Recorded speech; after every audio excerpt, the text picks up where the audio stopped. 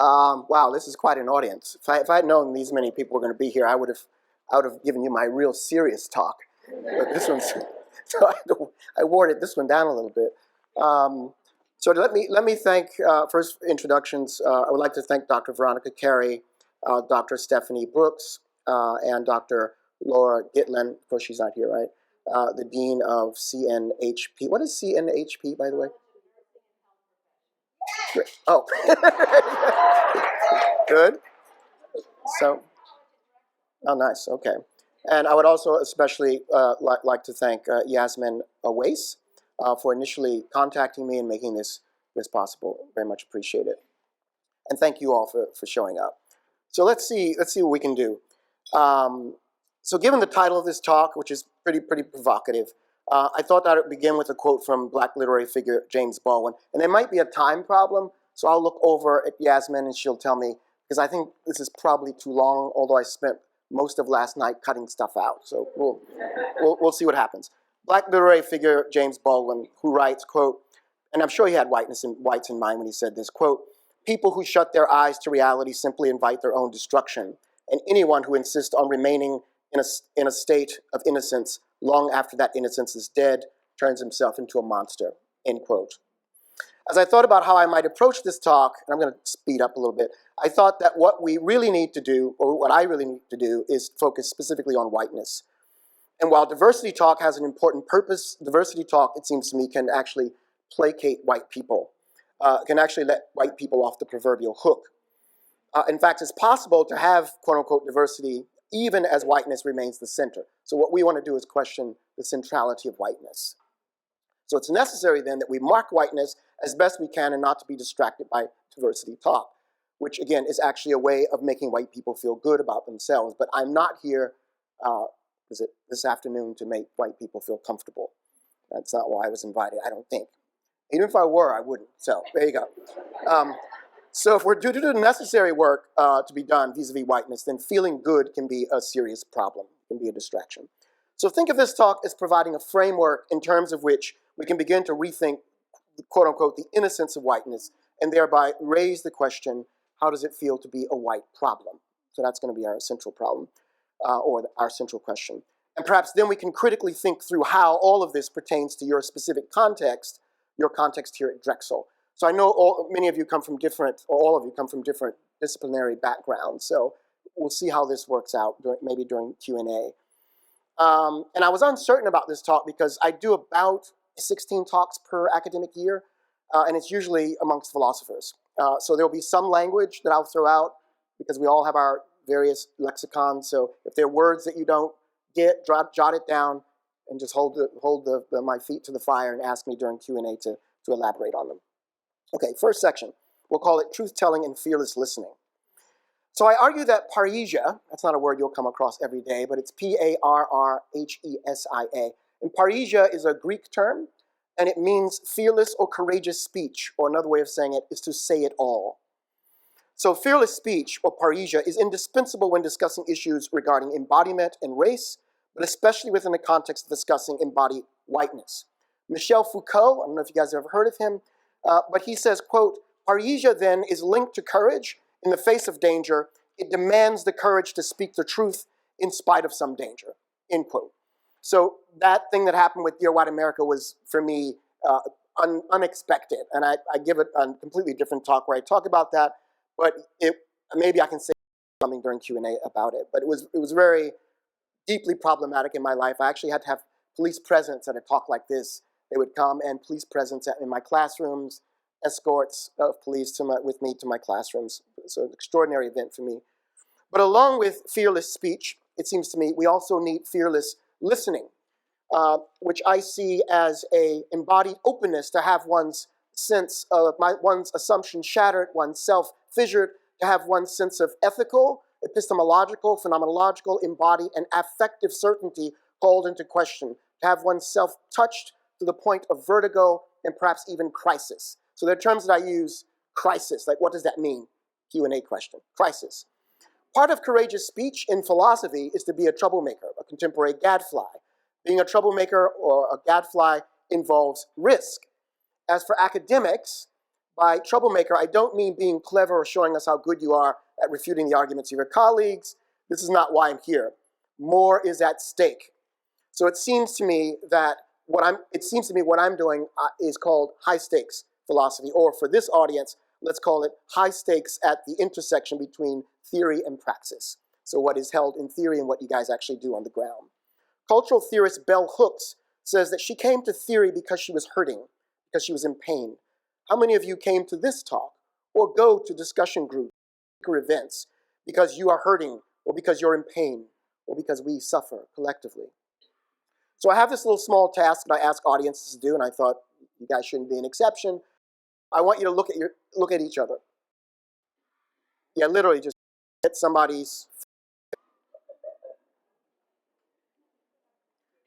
Look really deep.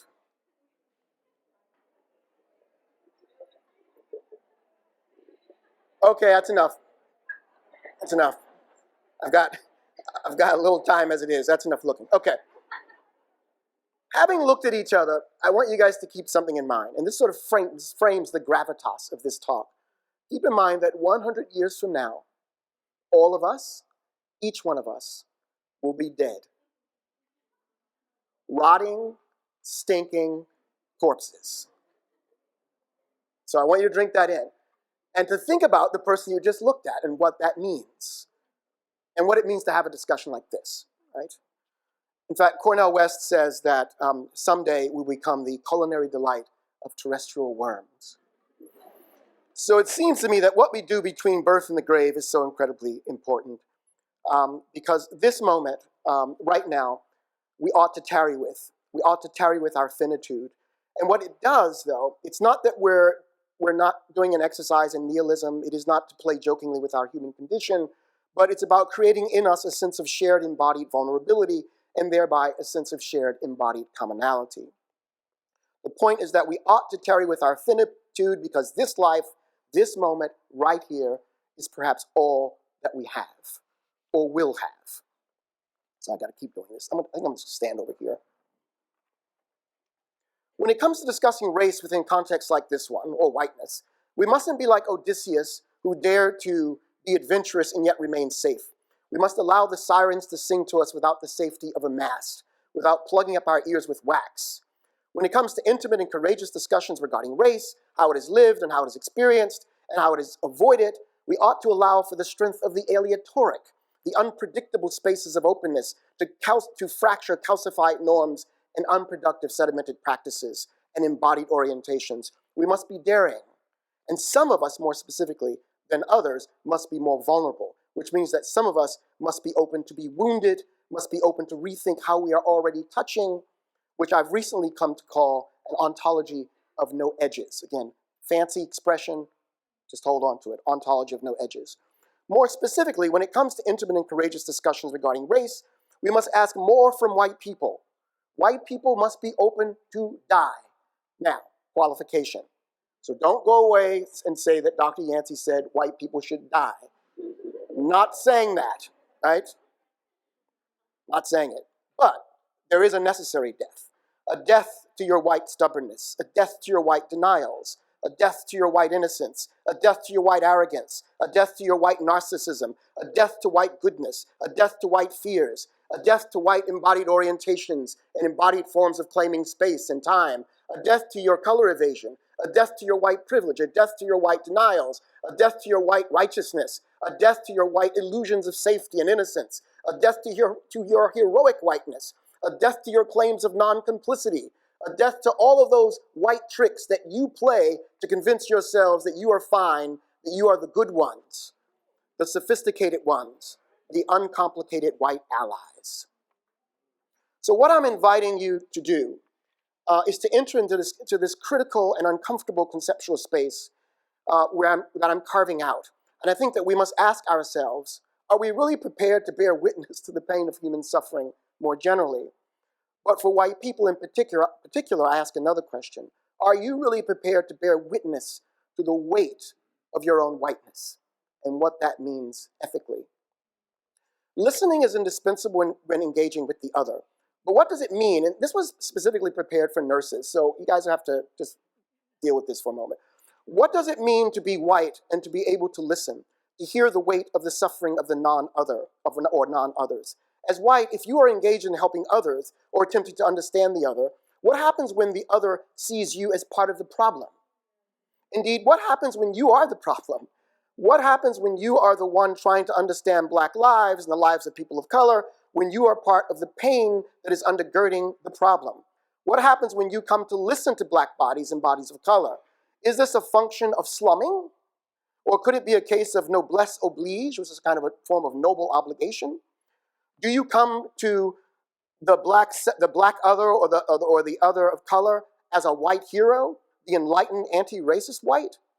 Keep in mind that even if you come to listen, that you have the privilege to listen or not to listen, or to help or not to help. And what happens when you bring all of your white opacity and white embeddedness, and that's something I'm going to jump to at some point, or the white self who believes that your expert white self, who is trained in, I named a few disciplines, psychology, philosophy, sociology, social work, anthropology, nursing, psychiatry, theology, critical race theory, critical whiteness studies. What happens when you bring all of that to help? Who will be heard within that encounter? Are you really hearing the other or just hearing yourself? What happens when you bring your good white self? As educational theorist Barbara Applebaum writes, quote, "Being a good white is part of the problem rather than the solution to systematic racism," end quote. White listener, how do you leave your body behind? How do you escape you? How do you become what I call unsutured? Unsutured. Sharing the space of the other, what happens when you have already done violence to the body of that other within that dyad? Again, what does it mean to say that we are part of an ontology of no edges?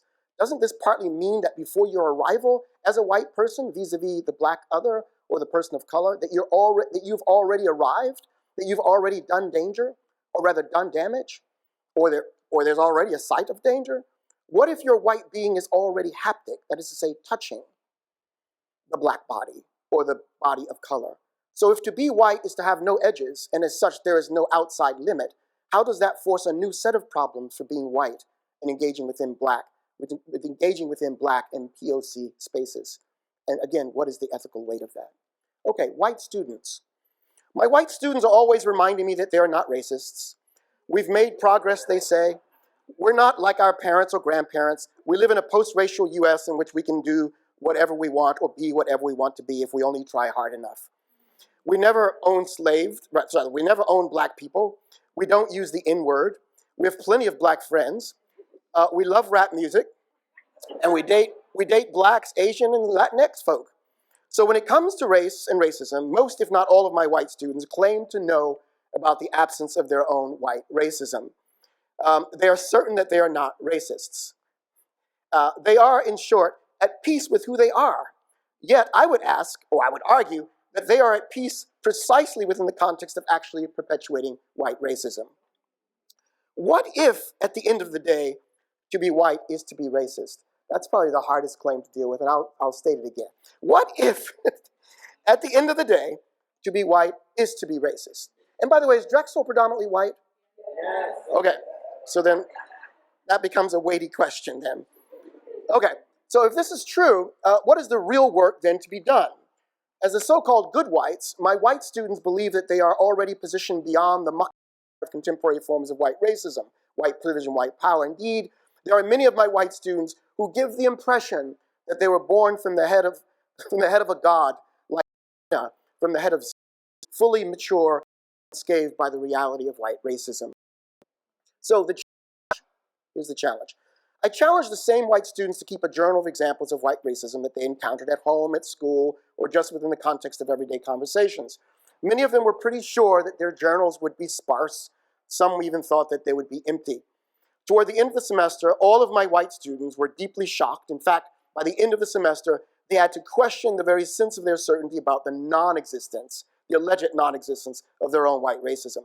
Some came away deeply troubled by the awareness that white racism is front and center within their families, their social groups, within their dorms. So I've decided to share 5 of these entries with you. Keep in mind that these examples help us to understand what Pika and Fagan refer to as backstage racism.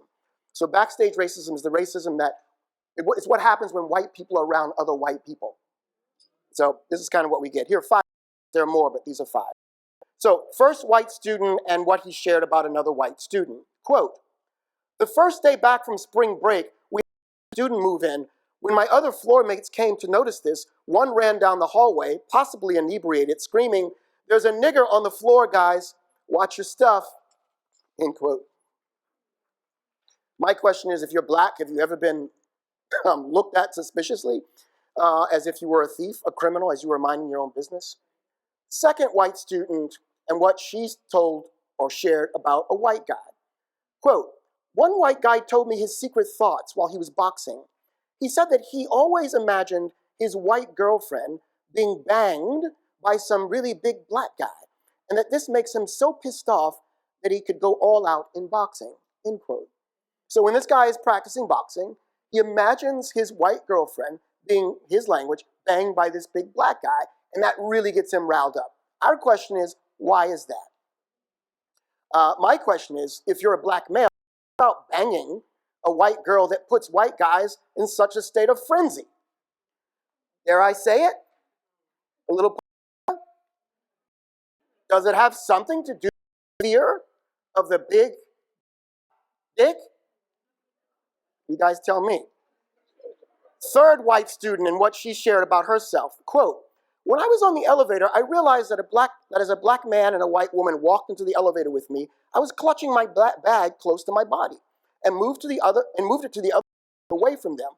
I had no reason to clutch my bag other than the fact that they were black." End quote. Black, have you ever clutched their bags when you're in elevators or when you're approaching them? There you go.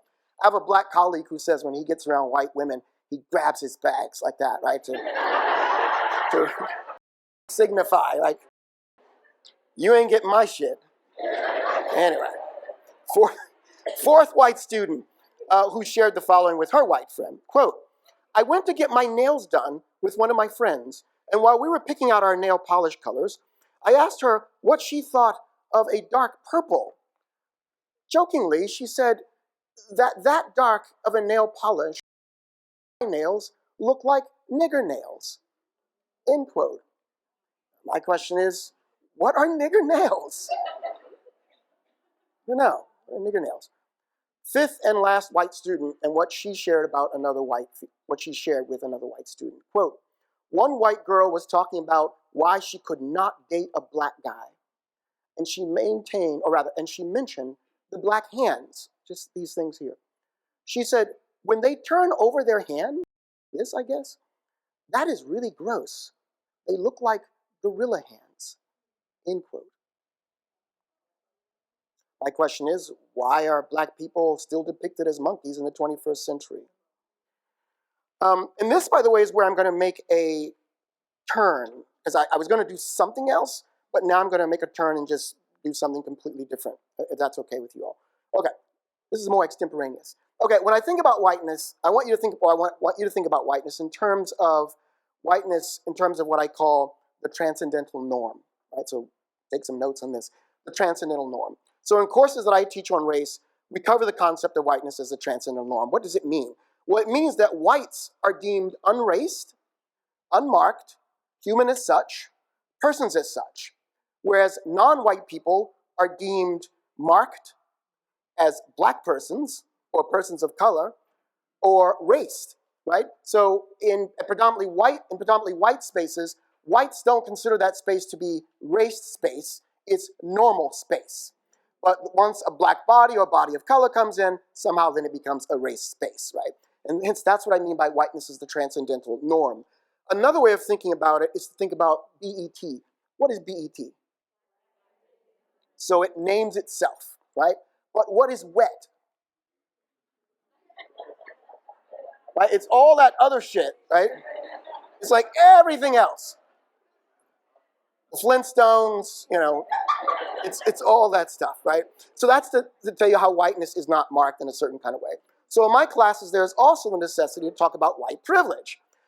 We talk about white privilege as a site of immunity in virtue of being white and as a site of embedded racism which raises the issue of complexity. I'm going to make complicity rather. I'm going to make a switch. I'm sorry that I'm doing it this way. I apologize for this, but this is notes last night. And let's just say Peggy McIntosh, if you guys have read her work, she defines white privilege as an invisible knapsack of unearned assets, right? And I mean, I know Peggy McIntosh. I tend to read her more radically than she reads herself, only because at one point she says, when I was, in my youth, I used to think about racism only in terms of individual acts of meanness, right? And then she says, later I came to think about racism in terms of systemic structures that confer onto me forms of privilege and hence puts me in a position as oppressor. So really, it's not just about ideology or ideas or beliefs. It's also about the structural position that you have within the society, a society like America, which is predicated on white supremacy.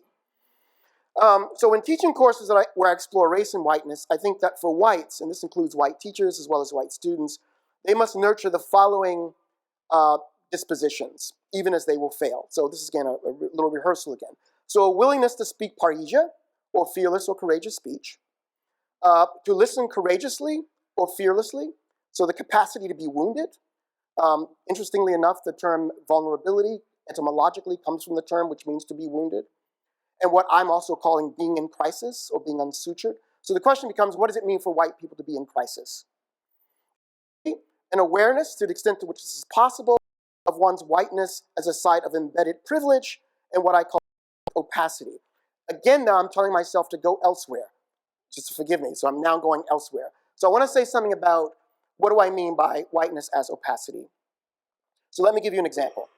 And by whiteness as opacity, I mean that we need to critique the view that somehow critique the view that says that consciousness is transparent to itself, and that white people, all they need to do to determine whether or not they're racist is to engage in an act of introspection, to look inward, and to use introspection as a retrieval process to determine whether or not they're racist. So that notion I want to debunk.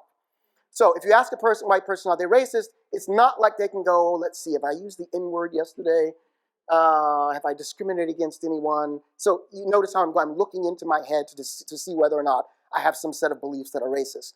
Throw that away, right? Instead, I want to talk about whiteness as opaque, which means for me that people do not have the capacity to understand the limits of their own racism, right? So let me give you a few examples. Tim Wise, I'm sure you guys have heard of Tim Wise. He's a white guy who does a lot of talking about white privilege. I with some whites who talk about whiteness, especially those who get paid a lot of money to do so, but that's another question. But Tim Wise is getting on an airplane, and he walks by the cockpit of this airplane, and he sees two black pilots, at which point he says to himself, oh my God, can these guys fly this plane, right? Progressive white Tim Wise, right? And he says, well, wait a minute. He says, that's strange. He says, where'd that come from? And then he goes on to say, no matter what I knew to be true, was of very little help. So notice, if you think about epistemology, which is the study of knowledge, it comes from the word episteme. If you think about epistemology, there's a way in which Tim Wise, no matter what he knew to be true, noticed that that thought came into his head. Right? It's the same thought that I would argue, although not with pilots, that when you see, for an example, a Tamir Rice playing with a gun, he gets shot in less than 2 seconds. Right? So something's operating that he, Tim Wise, did not see himself. Lillian Smith, these are examples. She wrote a book called Killers of the Dream that you guys should have read last year. And she writes about her whiteness growing up in the South. Here's an example of this idea of opacity. So she and a friend of hers, they decided to go to integrate an area where black people were eating food. So this was full de jure Jim Crow segregation. So they went to eat dinner or lunch with these black folks, so they were breaking the rules. And what happened when they got there, her friend started to vomit as she was eating around black people. And by the way, this is not unusual. There are plenty of stories where white people have gone to eat with black people and they can't hold their food down because of the ways in which they've internalized anti-blackness. So the black body is like shit, it's degraded, it's the site of death, it's the site of bestiality, It's the site of hypersexuality, it's the criminal, it's the thug, it's the welfare queen, you name it, right? So all of that's impacting her.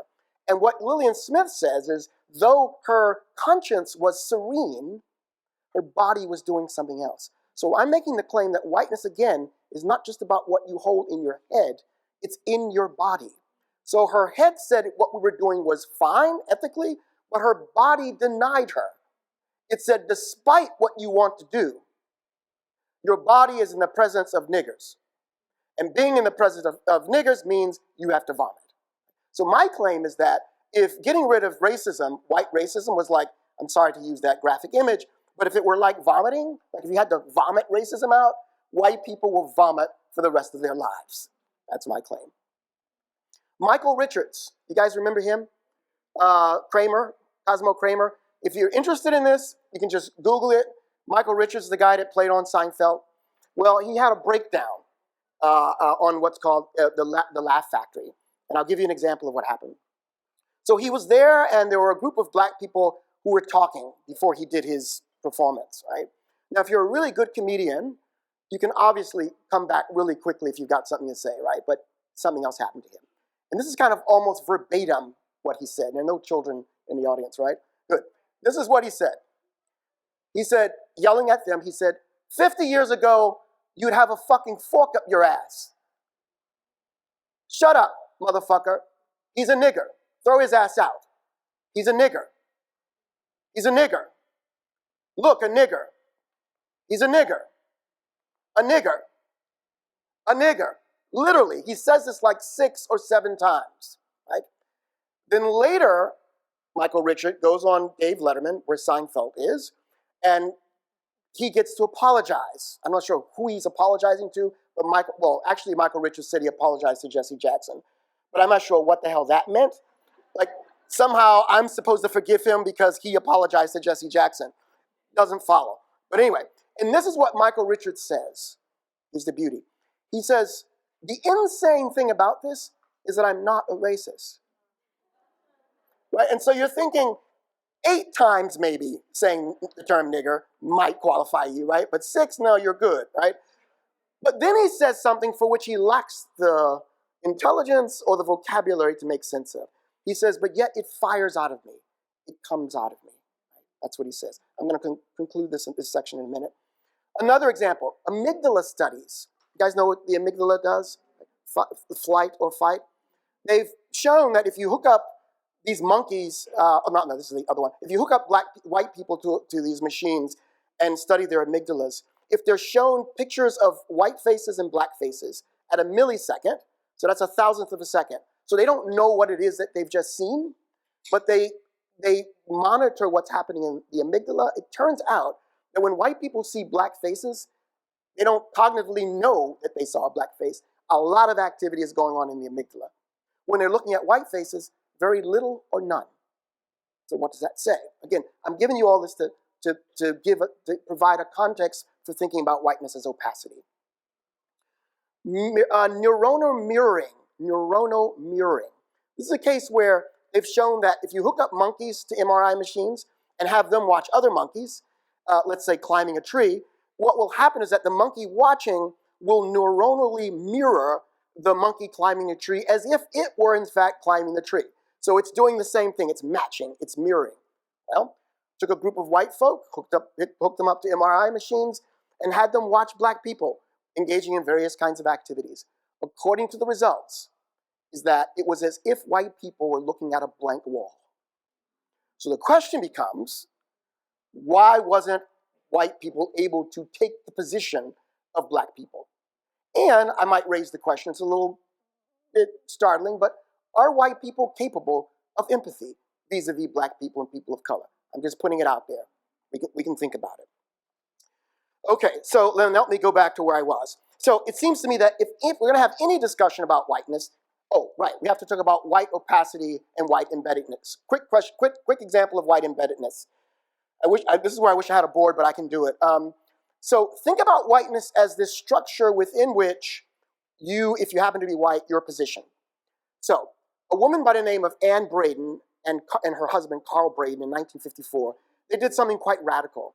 They decided to buy property and deed it to African Americans. Because in this particular neighborhood, you guys have heard of redlining, right? Neighborhood covenants. It's basically where white people got together and said, look, we ain't gonna have no niggas in our neighborhood, bottom line, right? So what Carl Braden and Ann Braden did, white people, they thought, we'll buy this property and we'll deed it to the blacks, right? Incredible move, right? One might say that they were being anti-racist. In fact, one might say that they were being race traitors to whiteness. What happened, though, is that when they left and they deeded the property, whites found out that these black folk had moved into the neighborhood. They shot through the windows with guns. They would throw bottles and throw bricks through the window. And luckily, the black folk weren't there. They had a little child. Someone put dynamite under the little child's bedroom, and they blew the house up, right? And this is what I want you to think about. So think diagrammatically here. Think about a diagram in which Ann Braden and Carl Braden is in the center, and they engage in an anti-racist action. Here's the problem. Once they've engaged in that action, the system of white supremacy continues to hail them, or continues, the fancy word is interpolate them, continues to privilege them. But let's say that they were to create problems there. Well, the system, again, gets larger. They're still part of that system of privilege. Well, let's say, you can see where this is going, right? So the system keeps replicating itself. In essence, then, there is no place where white people can stand that makes them innocent in relationship to the system of whiteness. So whiteness is not as if I was standing in a box and I somehow step outside and I say, you see, I'm outside of white racism. No, you've just stepped back into white racism, according to this way of thinking about whiteness as embedded. Great, I got through that. Okay, so in terms of those 3 points, in terms of any discussion of whiteness, I think this is a fourth thing that we have to talk about. We have to have an awareness of one's whiteness as it is embodied reality, and that as such, one's whiteness signifies meanings over and above what one intends. 5, there has to be an awareness of one's positionality as white and how this mediates hidden epistemological assumptions and what I call axiological assumptions, which are value assumptions. For an example, what whites value and how this mediates what they should know, or what they think should be known, or what is relevant epistemologically. In other words, white people, as we were talking earlier, they think they constitute the site of neutrality, but they're not. They're the site of whiteness, right? Only whiteness, in fact, can pretend to be neutral, right? So I'm suggesting that this evolves pedagogically around the question of canon formation, syllabi formation, and who's in the classroom and who's posing certain kinds of questions. 6, a willingness to render whiteness strange. If you're interested in this, a guy by the name of Richard Dyer writes about this, D-Y-E-R. He wrote a book called White, and it's actually white, too, the book is. But to render whiteness strange, I think that's what we want to do, render whiteness strange, to mark it. A cognizance of the ways in which one's area of specialization, again, whatever that happens to be, psychology, therapy, sociology, you name it, and to think about the ways in which whiteness is the center of those particular disciplines. 8, a cognizance that unteaching, unlearning, disarticulated modes of racism is not about arrival, but a process. So for me, I'm arguing that if white people think about undoing racism as a place called arrival, then you've already gotten it wrong from the very beginning. There is no place called arrival. Where is it? Right? And what does it look like? Show me what the significantly woke white person looks like. I don't know that person. I have not met them yet. But maybe there's one here, maybe, who knows? Let's see. So let's get rid of arrival. And 9, a cognizance of how, so an awareness of how sympathy for the other and self-critique can actually function to reinscribe whiteness. So how showing empathy for the other, or for that matter, even saying how tremendously wonderful you are at engaging in whiteness, is another way in which one can do whiteness, right? It's sort of if I were to say, I'm really humble, guys. I am so incredibly humble. Do you see how it undoes itself, right? Whiteness can undo itself in that way. And then 10, critically identifying all of those quotidian moments. Quotidian is just a fancy way of saying average, everyday modes of being white in places where apparently there's genuine diversity. So I'm making a really powerful claim here, one that I often can't quite comprehend. But what I'm saying is that if to be white, if to be racist, and I haven't concluded that yet, what does that mean then to be white on a campus? And what does that mean then for black bodies and bodies of color? Because I make the claim that who you're looking at right now, and this is an extraordinary claim, but here it is. You're looking at a dead man. I know that sounds really strange, right? But I am Trayvon Martin, yet to be killed. So there's a way in which to be white is to be on the side of life. To be black, or a person of color, is already to be dead. In fact, a scholar, a friend of mine, refers to the death of Trayvon Martin as a post-mortem event. Post-mortem, which means there was already a form of social death that happened, meaning a way in which white society had already taken away his humanity, and then there's the physical death. So it's a double death. Right? And if it's true that black bodies are always, and bodies of color are always, in some sense, dead, what does that mean about your whiteness? And does your whiteness get to live precisely because black bodies get to die? And if that's the case, then, what does that mean for your whiteness? Is whiteness not then murderous? I know that really sounds bizarre, but that's why I'm here, right? To get you to think about this, right? Because, you know, I mean, when you look at yourself in the mirror, you don't say, oh my God, I'm a murderer, right? And I'm not saying that you ought to do that. Although I do tell white people to go home, and I would suggest this, go home and get naked by yourself. Look in the mirror, look at your white body, and ask yourself, what is so, and it's going to be an F word, sorry, what is so fucking beautiful and wonderful about being white? Ask yourself that question and see what happens. And that will mean a lot in terms of what happens. So what am I suggesting? I'm suggesting that in our classrooms, in spaces like this, at our universities, we have to create dangerous spaces. Dangerous spaces. And of course, that doesn't mean spaces where we're being violent toward each other. It's just spaces where we call out whiteness, and we're unafraid to speak the truth, and we're unafraid to listen, right? So what we need are critical, dangerous spaces. How are we doing on time? Oh, my goodness, 4 minutes. Impossible. Okay. Can you give me 5? Yes. Okay. All right. So, give us 6. Good. Okay. So I'm going to skip around, guys. So we need these dangerous spaces where we're vulnerable, where we can nurture in white students who find themselves faced with critical discussions about race and mark their bodies as problem bodies, where we get to question the meta-narrative version of whiteness as the transcendental signified. We need a different form of education. Education, by the way, comes from educare, the Latin, which means to lead out. So what does it mean to lead out of white supremacy? Other terms of, like German, I like the German, Bildung, the Latin, paideia, or that's the Greek, paideia, all of which are variations of a form of critical cultivation, right? So that's what we need. I'm skipping now, guys. We need white people to become narratively disoriented, cognitively disoriented, and embodied disorientedly, right? So look, as long as white people walk around campus and they never pose the question, am I wanted here? That's whiteness operating. Because usually when I give talks at predominantly white institutions, white people say all kinds of wonderful things, right, about the university, their life on campus, and then it's the black students and the students of color that give me a completely different version. Who am I to believe? The black students and the students of color, right? It just makes sense, right? In a male supremacist society, us men trying to solve our own sexism ain't gonna happen, right? It's women, right? You have to, well, I don't want to put that extra weight on you, but what I'm suggesting is that I will believe you before I believe my own homeboys, right? About the ways in which you're treated by men, right? So I'm going to skip this because I'm just skipping all over the place. I want to give you 3 pedagogical examples of what happens when this openness happens within a context of a classroom. Very quickly, I'm going to go through 3 examples, and then I'll move on to the conclusion. Is that okay? Excellent. Okay, 3 very quick examples. I had a white student, and by the way, this takes a few months to happen, right? It doesn't, like on day 1, white folk aren't going to do this. But a white student, after doing this, cultivating this dangerous space, he said to us, he shared with us, and each white student was very red when they said this, so it's very emotionally impactful, right? He said, look, these black guys, he was gay, he said, and he said, these black guys were calling me by the F word. I'm not going to use the F word. And he's like, you know, I felt so terrible, but you know what? I said to myself, at least I am black. Isn't that interesting? I just want you to think about that. At least I am black.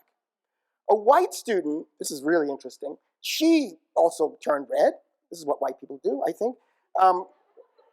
And she said, Look, she said, I was walking down the street with my white boyfriend, and her white boyfriend they were both walking in the back of a black girl, and her white boyfriend said, now why don't you have an ass like that? I know, right? But stay, don't leave. Why don't you have an ass like that? And she said, this white girl, at least I've got real hair. So what is this, right? So here we got a case where she's complicit with her boyfriend in terms of sexualized, racialized patriarchy, and also complicit with whiteness in terms of the aesthetics of whiteness. Long, real hair, or real long hair, right? Should we stop? One other example, then I'll stop. One other example, then I'll stop. Okay, one other example. Oh, you guys want, okay, a third one. Just stop, you don't want to hear another one? Okay, one more example. So here's a case where a black girl was in my classroom, and she was talking about, because I wanted them to talk about what it's like to experience racism. She said, look, I went to this predominantly white school, and they called me the black girl. And she was sharing with us how that felt to be the black girl. And then in the back of the room, a white student was kind of going like this with excitement. I thought, oh, wow, she's got something profound to say. And I said, go, you're on. And she said, I know exactly what that's like. I went to a school that was predominantly black, and they called me the white girl. So, a science in the room, and we went on to explain, one, don't conflate the experiences. They ain't the same, right? And two, you place the black girl's experience under erasure. You erased it by doing your whiteness again, right? Because look, being called the white girl, okay, whatever, right? You might want to say, welcome to the club, right? But when you're called the black girl, it's that kind of discourse that happened during lynchings. When you're called the nigger, when you're called the black bitch, sorry for the language, guys, that's not my language, right? And you're lynched. So words matter. Saying the white girl doesn't historically have any historical, material, violent implications. So what do you want me to do with that? Sorry, Anyway, so let's bring this to an end. And then there's all the other stuff said and implied that comes up in classrooms where there are predominantly white students. What are those? Stuff like this. Why don't we have a white student union? Yeah, this is real stuff, guys. And I just often wonder, what would they talk about? Why don't we read more Chaucer and Shakespeare? We're going to protest because, the syllabus, or whatever. I don't know. I just don't know what they would do. Why don't we have a White History Month? These are typical questions. Why can't we use the term nigger? A white student had the audacity to ask me that question in class. But this is what Sharon Sullivan, who writes about this stuff, calls ontological expansiveness, the ontology of whiteness as expansive, because whiteness wants to take over everything. W.E.B. Du Bois actually says, this is almost a direct quote, he says, what is whiteness? It's the ownership of the earth forever and ever, amen. Right? So whiteness wants to consume. It's consumptive. It eats. It eats black bodies and bodies of color because it needs to feed. In fact, if this is true, then we need to ask the question, how do we starve whiteness? How do we starve it? Okay, 4, that's good, that's the N word. 5, I don't see race, I just see people. 6, I'm all for a colorblind society. Why do we have to make these racial distinctions anyway? 7, talking about whiteness the way that you do is a form of racist generalization. Of course race is real. Why do you think blacks are so good at basketball? 9, I've never lynched a black person. We didn't own slaves. 10, look, I'm just an individual, okay? I don't see myself as white. There was one woman, a woman who talks about this stuff, and she said a white girl was in the audience, and she got pissed off with her referring to her as white. She said, can you just call me Jane, please? That's a privilege that white people have. The privilege of individuation, right? We've talked about whiteness enough, I get it. A student said that to me once in a course, after like 3 weeks. It's like, we got it, Dr. Yancy. No, you don't. Whiteness is not a Rubik's Cube problem, right? You don't fix it and then walk away, or you don't hear a few things and that's it.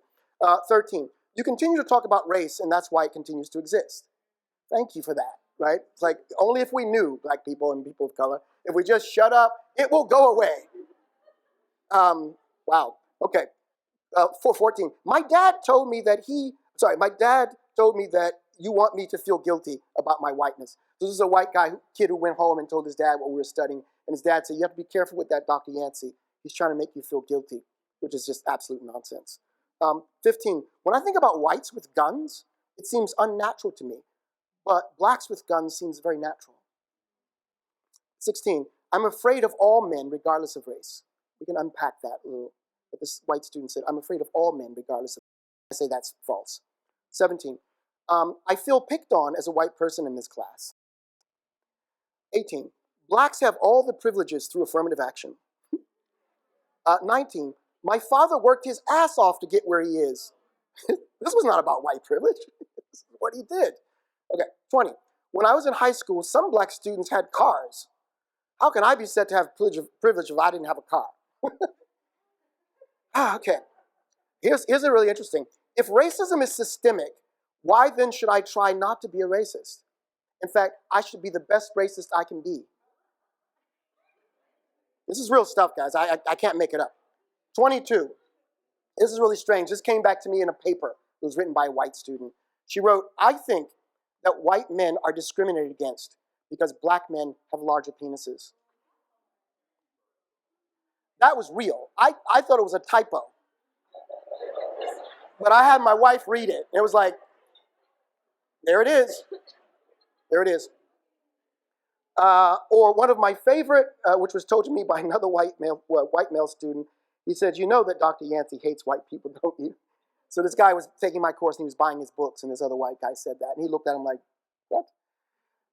And then one of my favorite responses, which comes from me, some of my best friends are white.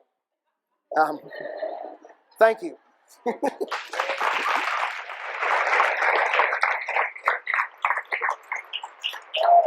We worked it. We made it happen. Yeah, sure. By the way, you should know that I was born and raised here in North Philly. So when I get an applause like that, it's like, whoa, that's so cool. Because philosophers were not supposed to come out of North Philly. Have you guys heard of Richard Allen Projects? That's where I was raised. Yeah. So Q&A, let's have it. I was listening to what you were saying about creating danger on campus and creating spaces that are safe for POCs. So if you can just give a little bit more details about how we can do something like that in higher education here at Drexel. Any systemic recommendations that you may have for creating that? Yeah, sure, that's good. I can't sit, by the way, and talk. I'm sorry, I just can't. I've tried it. I can't do it. So good question. It forces philosophers. I mean, if you've ever been around a lot of philosophers, I mean, they can get really dry. And like there's a colleague of mine that says that most of philosophy is a bunch of white guys jerking off. But it's really like, it's a crazy space because it's predominantly white. It's like 97% white, the profession of philosophy. So when these questions come along, it's like, ooh, these are really good questions that force me to think. The dangerous spaces, I think, are important, which means it has to happen in the classroom. And I think, for the most part, your white professors have to be able to reflect what they want to see. So I envision white professors being more vulnerable, namely talking about their whiteness, or talking about their male privilege, or both of them, right, at the intersections. So I think that first professors have to model what they want to see. So they themselves have to be dangerous. Now, I know that there are questions about tenure, all of that. For me, that wasn't a problem. That's my choice. So I know that if there are folk out there who are tenure track, you might say, well, I can't do that. Well, yes, you can. It has to be an ethical choice, right? But you can also put it on your syllabus. That this is what I'm going to do. So if anybody calls you on it, it's on my syllabus, right? It wasn't some kind of made up thing, right? So I think that has to take place. The safety thing is tricky, though. I'm not sure if I'm committed to, while that dangerous space is being created, that the space should be safe for people of color or black people. Because I think that safe spaces within classrooms are already not safe. So there's ways in which we don't want to create a space within the classroom that's quote unquote safe, when you spend an hour and a half in that space, when you come outside of it and you're not in a safe space. So there are no safe spaces. Right? So I know there are those who argue for safe spaces, but I'm arguing that there are no safe spaces for black people and people of color. We might call them temporary reprieve. Temporary reprieve, where we get to go and sort of love ourselves, if you like, right? Love our bodies, as Toni Morrison says, but not safe versus not non-safe. So I think that what should happen is you should have, I think that systemically, I think you should, I don't know how many faculty of color you have here, or black faculty. I don't know the stats on that. It's very low, I hear. So that's a systemic issue. And keep in mind that all black bodies that come to teach aren't necessarily woke black bodies, right? So just because they're people of color is like, okay, well, I mean, so it's not just that, right? So you want to get someone also who's going to challenge you in very specific ways, who's going to thematize whiteness in certain specific ways, who's going to think about whiteness systemically, the way in which it operates unconsciously and beyond the radar of consciousness, right? What I call whiteness as insidious. When I said I love etymologies, if you look up the word insidious, it actually means to ambush, which is just, it's like insanely brilliant, right? It means to ambush. So in the case of Tim Wise and Lillian Smith, they were all ambushed by their own whiteness. So I think that's one thing. One thing. Get more people of color faces, right? I don't know what the student ratio is, right? That's pretty, okay, even that's pretty wide. So I think that, I think, and I don't think this is going to happen, because you have to remember, talks like this, you come and you do this thing, and then afterward, everything goes on as usual. That's typically, let's be honest about this, right? You know, you come here, you spank white people, and they're like, oh my God, ooh, that feels good, spank me some more. But what you don't want, that's why I said, I don't know if I said it, but I don't want white people to leave this room feeling hopeful. And I know that sounds counterintuitive, but to be hopeful is a way to avoid the issue. I want you to leave with the existential weight of the problem of anti-blackness and anti-people of color on your shoulders. I want you, as Levinas would say, to become an insomniac, to lose sleep over the death of, let's say, Sandra Bland, right? Lose sleep over your own whiteness and what it's doing to black people and people of color. So, proliferation of more black bodies and bodies of color in this space. And I also think we need to create critical spaces where white people get to do the lion's share of this work. Because you can't really call black people niggers and then say, help me deal with my whiteness. That is so unfair. You know, you have to be their saviors and the people that you shit on, right? So I think third thing, I think it has to be that white people here at Drexel need to create critical spaces where they get to grieve the death of their whiteness. Now, it doesn't mean that you will die overnight. I argue, since I've already gotten rid of arrival, it will take the rest of your life to deal with your racism. So I argue that the best that white people can become are anti-racist racists. Anti-racist racists. So they can do the anti-racist bit, but there's a racism. So just as the best that I can become is anti-sexist sexist. Now, I know I'm not Bill Cosby, right? I don't need to take any woman out and drop stuff in her drink, right? I don't need to do that. And if I could, I wouldn't, right? And I'm not Harvey Weinstein, but that doesn't free me of my masculine sense of my own identity and its toxicity, right? That does not free me from all the ways in which the male gaze is upon your body and chops your body up into fragments, right? I am guilty of that. Like I wrote a piece called hashtag I am a sexist, although I don't really like the way I used hashtag, but still. So the point is, I think we also have to create those critical spaces amongst white people. Here, that has to happen. And I don't think that's happening. So, and again, after this talk, you guys are going to go back and do your stuff. You're going to eat some sorbet and, I don't know, drink or whatever you're going to do, right? It's going to be the same old stuff. And you're going to hold on to it for a while. But the thing is, what if we were to do this, what if we had to do this every day? Or maybe 3 times a week? Because then you've got the weight of it, and then you come back with the same weight. Otherwise, you get to put it down, it's like it's done. We got to hear that talk, now we're liberated. Yay! No. Can I just say one thing, because I know we have a lot of questions, is in terms of what can we do, I was wondering also about affinity spaces for faculty students of color. I'm sorry.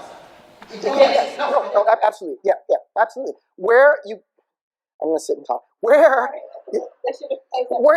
you get, I can't do it. I mean, where you all get, because I never sit when I'm talking. So it's where, well, let's just say it like this. So it's where black folk and people of color, yes. And this I might call a safe space, because you have to be in the presence of whiteness. And if whiteness is that side of toxicity, I know it's hard for white people to hear this, because you guys are progressive, right? You probably voted for Obama, right? Whatever. Your whiteness continues to operate, guys. Even if you marched in Ferguson, or what's that other place where the tiki torches? Charleston, right? Still, the whiteness is operating. That's why I'm very critical, for example, of someone like Anderson Cooper. You guys know him on CNN.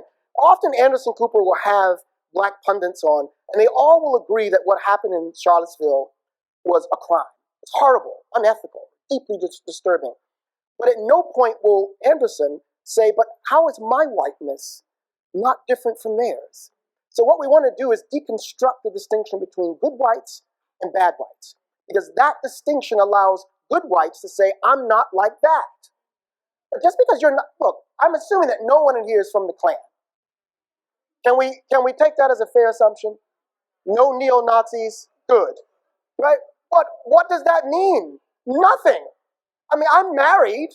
That doesn't make me not a sexist. Shit, I wanted my wife to have my own last name, and she didn't want it. And I was disturbed. I mean, who doesn't want to be Yancy? Come on. Come on. But she's got her own life. And I had to learn that, right? She's got her own life. So, yes, those spaces are important too. You're on. Okay. How do you foster safe spaces to unpack racial fatigue, and how, as a student, can you actually nurture students who are going through racial fatigue? Yeah, I think, again, in terms of this diversity idea of creating spaces where, put it this way, a black critical mass of students. Think about it in terms of what's called, one way of saying is maroonage, another fancy way of saying is marinage. Marinage is a group of folk who came down out of like the hills, and they would fight. And then they would go back to the hills where they would get a sense of themselves, right? Where they would take care of themselves. So self-care is a very important element when you're, as a black student of color, when you're at a predominantly white institution. So I think you just have to create it. I think you have to get together with like-minded students who are feeling that kind of fatigue. And notice, but a lot of whites who will deny that fatigue. They'll say you're exaggerating. You're too sensitive, right? But look, here's my threshold of racism. And I rarely do I state my own position, but I'm stating it today.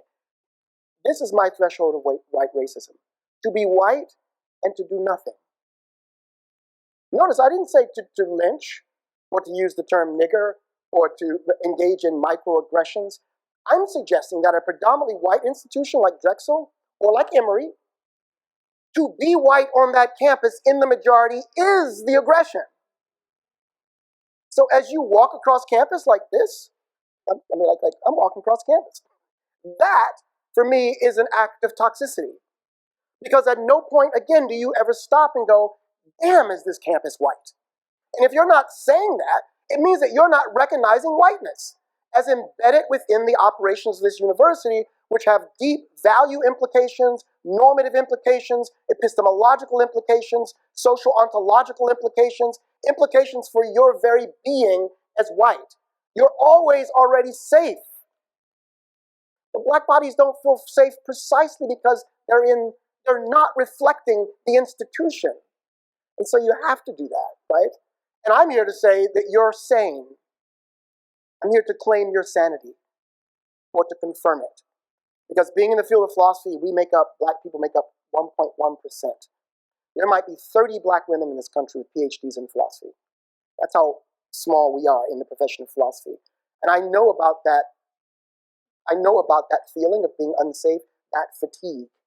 There are times when I think you just have to say, white folk, you guys got it. I'm done. Today I'm done. This is a new form of thinking. It's called the politics of refusal. It's no longer resistance. It's I'm tired of resisting. I'm tired of this bullshit. It's a politics of refusal. I turn my back to whiteness. Now, me personally, I have sons who are black, so I have, and there are folk who are black, I have an obligation, it seems to me, to continue doing the work that I do. Some of my students of color will say, Dr. Yancy, you got to be kidding me. White people will never change. What's the point?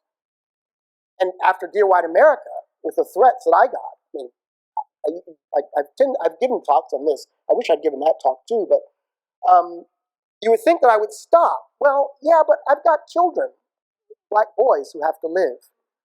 And somebody's got to talk to white people. But I want a critical cadre of white people to get this. Look, read some literature. Read Toni Morrison, James Baldwin, Richard Wright, Ellison, somebody, Bell Hooks, Audre Lorde. It's all out there. Read it and learn about your whiteness. And then you do the lion's share so that we can, like, do our shit. Right? Because otherwise you're doing that work, and I don't think we have to do all of it. So yes, I say create those spaces now on campus and do your stuff. Create a space where the white gaze isn't present. You know it's out there because it's going to be always out there because we can't. That's the problem. Part of the problem is that black people can't escape whiteness.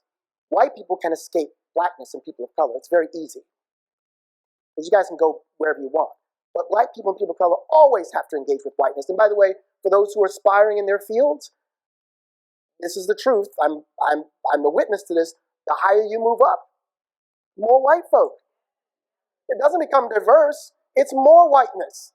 Titles that you get, like titles that I've gotten, the kid raised in Richard Island projects, more white people, which means more work. Even if you don't like thematize it, it's more work. It's more emotional work. But that's our facticity, as Jean-Paul Sartre might put it. That's the fact that we've inherited.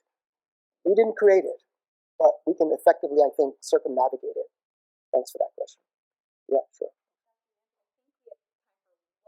Uh-oh. What about two, and I can try two, and then call it quits? Okay. All right, go ahead. And I'll answer in a short way. All right, go ahead. Those are long answers. Okay, so you're first? Okay, you're on. Okay, so I feel that this whiteness talk usually happens in a very abstract setting inside the classroom. I would like you to give us your opinion about, for example, Mumia and Abu Jamal and the mass incarceration that the U.S. is living right now. And I think sometimes these analyses don't go further, and white students, do not seem to connect these conversations to a political positioning. So I would appreciate that. Yeah, look, I don't have much to say about that, meaning I think it's all been said. I got you. For me, I would suggest you guys read Michelle Alexander's The New Jim Crow. If you haven't read that yet, read that. Why is that so important? Because it operates according to the logics of the 13th Amendment. I call it the logics of the 13th Amendment. If you guys know anything about the 13th Amendment, it's that 1865 is when black people were freed. But part of built into that language was that while black people would not be involuntarily sort of enslaved, they redefined slavery in terms of committing certain crimes. So it was what happened then was after emancipation, quote unquote, if three black people were talking, you would be arrested because you were breaking a code. They were called black codes. In other words, it was a code of just loitering, right? Or if you didn't have your work papers, you would basically be thrown in jail, right? And then work on some plantation, which was effectively a form of neo-slavery. And this is why Saidiya Hartman talks about not the aftermath, this is directly to you, not the aftermath of slavery, but the afterlife of slavery. Which means then that contemporary forms of mass incarceration are instantiations of a certain kind of neo-slavery, right? And what do I say about that? I think that in these classes, I think you're right. I think it's one thing to talk about whiteness in the abstract. I try to give some concrete examples, but I think it's also important to link whiteness to the ways in which black bodies are tracked through school, right? Through the classroom prison pipeline issue is so important. The ways in which predominantly black schools have become militarized zones, the way in which surveillance operates within those spaces, the ways in which black bodies become ontologically truncated, the way in which, in fact, the way they're militarized then forces black people to do what Du Bois calls engaging in a form of double consciousness, where they measure themselves against the tape of a world that looks upon them with pity and contempt, right? So then I'm suggesting in these schools, contempt is still operating, anti-black racist contempt. Yes, I mean, I would suggest you guys read, this is again with your question, read Joy James's work, read the work of Leonard Harris, who talks a bit about this, read the work of Angela Davis. It's on prison abolitionism, incredible work. I mean, we think about prison abolition, we think, letting people out of prison? Something's not right there. But it's wonderful work, right? Very critical, it's not naive, right?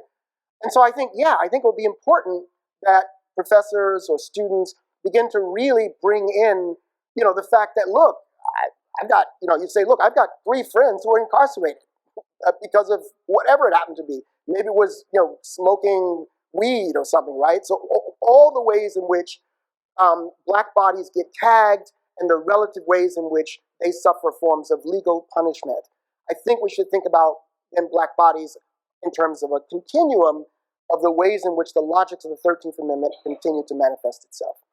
And if I don't know if you write about, are you a student?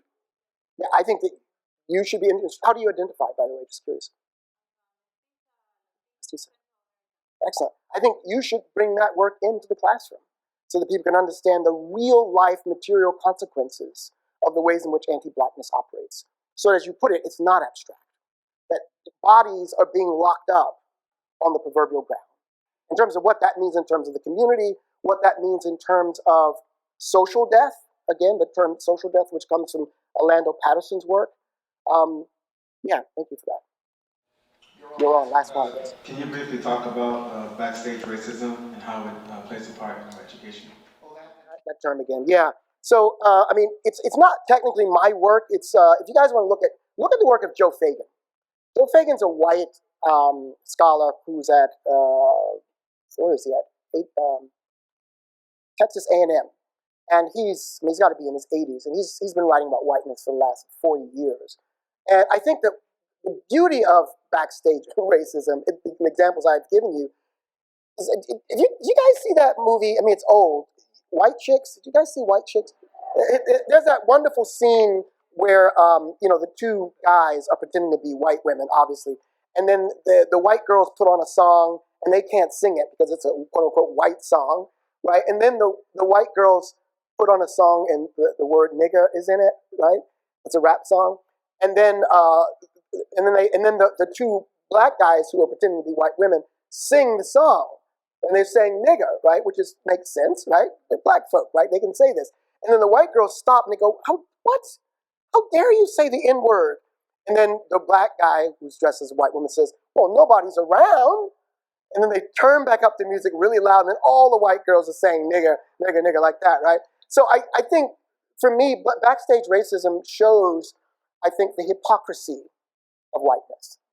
The hypocrisy of the student that you're sitting next to. I mean, I had a nasty email message that came to me. I mean, hundreds, by the way, of messages and threats that came my way. But one person wrote to me and said, I'm not going to give you the pleasure of knowing who I am. Right? Which was like, and I was thinking in my head, first of all, I don't want to know who the hell you are. Like, thanks for giving yourself that importance, but I don't need to know you. But it made me think, you could be a student sitting right next to me, right, or right in my class, right? I don't know that. So what I'm suggesting, by backstage, what's so interesting is the hypocrisy and the ways in which white people are able to put on masks as they greet you. I gave a talk in the UK, and after my talk, a black student said to her white professor, after my talk, turned to her and said, my name is Dr. Such and Such. And she said, I don't want to shake your hand. And you're thinking, well, why? She said, it took Dr. Yancy to come to UK, London, to give this talk for you now to introduce yourself to me. And then he came up virtually crying to me, saying, oh my God, I tried to do the unsuturing thing that you said, and I introduced myself. I said, look, did you introduce yourself prior to that? No, I didn't. Well, then leave her the fuck alone. I mean, that was my response when so like a little, right? But yeah, leave her alone. You don't introduce yourself now. She's been here for 3 years, and now you're going to introduce yourself. So Baldwin says that what we need to do, that love, he says, love takes off the masks that we fear we cannot live without and know we cannot live within. So I would like to see what white love looks like, embodied in the form of taking off your masks and showing yourself for who you are, right? So that's kind of my answer to that, right? Because it's really frightening to think that the white friend that, I'm not saying, do you have white friends? I'm not saying when you see your white friends go, I'm not saying you do that, but I'm saying it's important in terms of critical black consciousness and the consciousness of people of color to know that your white friends do all this other shit outside of the interaction that you have with them. Because they're a part of a system. They're part of families who love them, but who say racist stuff all the time, right? So I would like to see again, I'd like to see an America where white people cast off their privilege and cast off their whiteness and remove that veil, remove that mask that's hiding a more profound, subtle, and sometimes always very toxic form of white racism. Thank you again.